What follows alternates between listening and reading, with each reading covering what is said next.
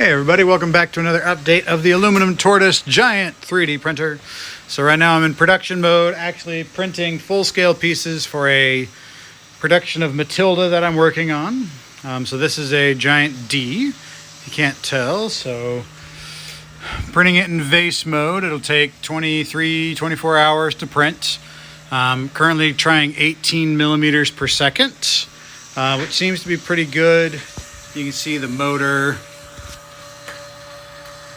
in there is moving at a pretty good clip, about as fast as I think I can push the plastic through that extruder. 2.75 millimeter nozzle. So I'm doing 3 levels that'll be completely solid on the bottom, and then 14 inches or 16 inches straight up.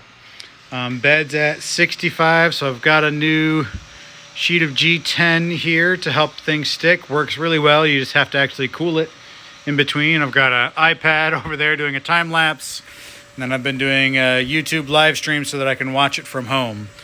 Since the last update, I added a 3HC expansion board so that each of my Z motors, I guess all of them now, every single motor is independently controlled.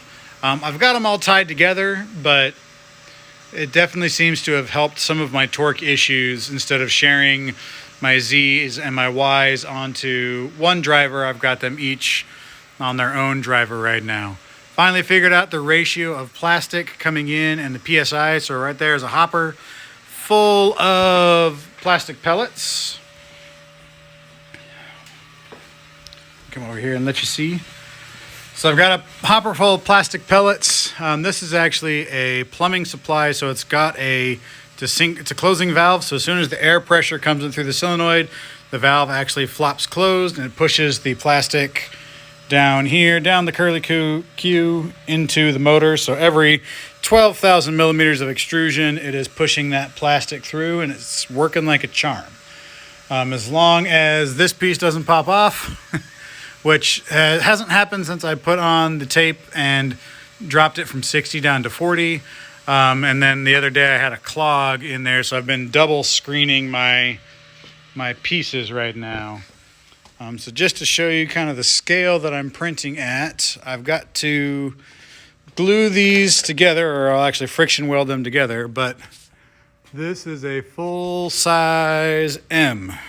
So it's a little over 1.5 feet tall and 16 inches, 1.4 feet deep, a little over 2 feet wide. And I've got a giant A and then the D, and they've already got the I, the L, and the T, and then I've got one more A to print, and then I move on to other bits and pieces. So once I get it fully up and running with a little bit of less detail needed, I'll clean up, have some failed prints to grind. It's been an adventure, but it's smooth sailing from here is the hope.